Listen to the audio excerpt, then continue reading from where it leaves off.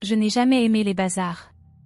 Cette odeur de vieillerie, de moisi, m'a toujours donné des frissons. Mais ce jour-là, ma mère a insisté pour que je l'accompagne. Tu dois apprendre à apprécier les choses anciennes, a-t-elle dit, comme si j'étais une collectionneuse de bric-à-brac plutôt qu'une enfant de 10 ans. C'est alors que je l'ai vue, astérisque. La poupée était posée sur une table remplie de babioles, son visage de porcelaine fissuré me fixant avec des yeux bleus délavés.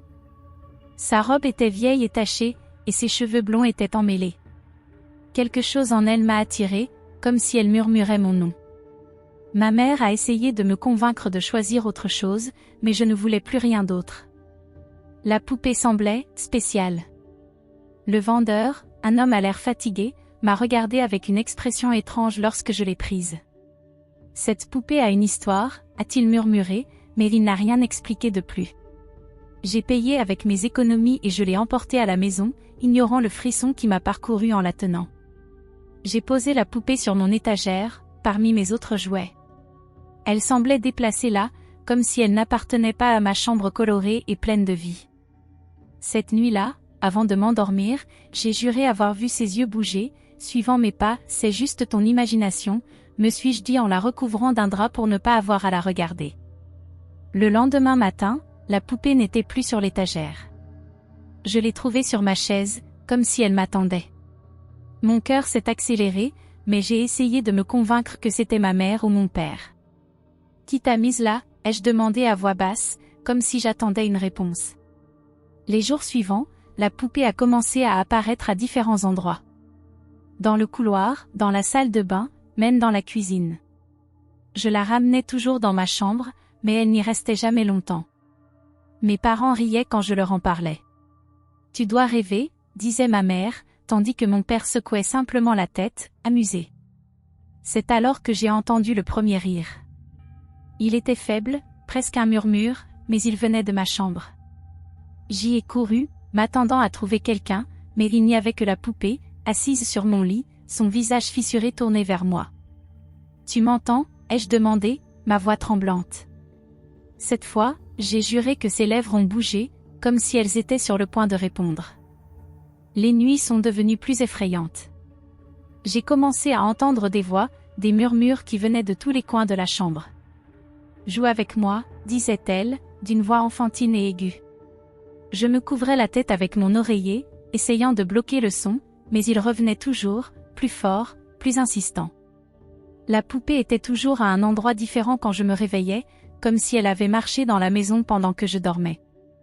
Mes parents ne me croyaient toujours pas, « C'est juste ton imagination », répétait ma mère, mais je voyais le regard inquiet dans ses yeux. Une nuit, mon père est entré dans ma chambre et a pris la poupée. « Voyons si elle bouge maintenant », a-t-il dit en la mettant dans un placard fermé à clé. Le lendemain matin, la poupée était de retour sur mon lit, sa robe tachée et sale, comme si elle avait été traînée par quelque chose. C'est alors que les objets ont commencé à se briser. Un vase est tombé de la table du salon, bien que personne ne soit à proximité. Les portes claquaient toutes seules, et l'air dans la maison est devenu lourd, comme si quelque chose nous observait. Mes parents ont commencé à se disputer, ma mère reprochant à mon père de ne pas me croire, et mon père insistant sur le fait que ce n'était qu'une phase. J'essayais d'éviter la poupée, mais elle apparaissait toujours sur mon chemin. Une fois, je l'ai trouvée dans la salle de bain, son visage tourné vers le miroir.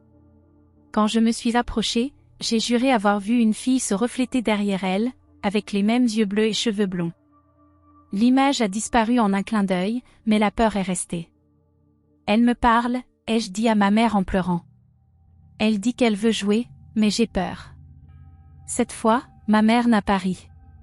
Elle a regardé la poupée, assise sur le canapé, et l'a prise délicatement. « Nous allons découvrir d'où elle vient », a-t-elle promis. Cette nuit-là, la poupée a ri à nouveau. Cette fois, le rire a résonné dans toute la maison, et mes parents l'ont entendu. Mon père a couru dans ma chambre, mais la poupée était exactement là où il l'avait laissée, son visage inexpressif comme toujours. « Nous devons nous en débarrasser », a-t-il dit, et pour la première fois, j'étais d'accord. Ma mère a passé des jours à faire des recherches sur la poupée. Elle a appelé le vendeur du bazar, mais il n'a pas voulu donner de détails. « Je veux juste savoir d'où elle vient », a-t-elle insisté, mais l'homme a raccroché. C'est alors qu'elle a trouvé un article ancien dans un journal local. Il parlait d'une fille nommée Clara, morte dans un incendie il y a plus de 50 ans.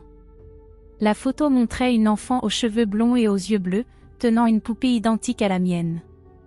Clara est morte dans cette maison, a dit ma mère en montrant l'article à mon père. La poupée devait être la sienne. Mon père est devenu pâle. C'est juste une coïncidence, a-t-il dit, mais sa voix n'était pas convaincante. J'ai regardé la poupée, assise sur la table de la cuisine, et j'ai juré que ses yeux ont brillé un instant. À partir de ce jour, la poupée est devenue hostile. Une nuit, je me suis réveillée avec une douleur aiguë au bras. Il y avait des égratignures profondes, comme si quelqu'un m'avait griffé avec force. La poupée était à côté de moi, sa main de porcelaine tachée de sang. J'ai crié, et mes parents ont couru dans ma chambre. Elle essaie de me faire du mal, ai-je pleuré en montrant les égratignures. Mon père a finalement accepté que nous devions nous débarrasser de la poupée. Il l'a mise dans une boîte et l'a emmenée à la décharge. Elle ne nous dérangera plus, a-t-il dit, mais je savais que ce ne serait pas si simple. Cette nuit-là, la poupée était de retour, assise sur la chaise du salon, sa robe sale et déchirée. Nous avons essayé de la brûler, mais le feu ne l'a pas consumée. Nous avons essayé de l'enterrer, mais elle revenait toujours. C'était comme si la poupée était liée à nous, ou plutôt à moi. Nous avons besoin d'aide, a dit ma mère, désespérée. Elle a commencé à chercher quelqu'un qui pourrait nous aider, quelqu'un qui comprenait les esprits. C'est alors que nous avons trouvé le rituel. Un vieil homme, qui disait être un médium, nous a expliqué que l'esprit de Clara était piégé dans la poupée. Elle ne peut pas reposer en paix, a-t-il dit. Mais il y a un rituel qui peut la libérer. Seulement, c'est dangereux. Mes parents ont hésité, mais je savais que nous n'avions pas le choix. Nous devons essayer, ai-je dit en tenant la poupée avec des mains tremblantes. Le médium nous a donné des instructions détaillées. Nous avions besoin de bougies noires, de gros sel et d'un miroir ancien. Le rituel doit être fait à minuit, a-t-il dit. Et vous devez tous être présents. Mes parents ont accepté, mais je voyais la peur dans leurs yeux. J'avais aussi peur, mais je savais que nous ne pouvions pas continuer ainsi. Cette nuit-là, nous avons tout préparé dans le salon. Les bougies ont été allumées, formant un cercle autour de la poupée. Le miroir a été placé devant elle, et le sel a été répandu autour du cercle. Cela la contiendra, a expliqué le médium. Je me suis assise par terre, tenant la poupée, tandis que mes parents se tenaient derrière moi. Le rituel a commencé avec des mots dans une langue que je ne comprenais pas. Le médium chantait à voix haute, et l'air dans la pièce est devenu glacial.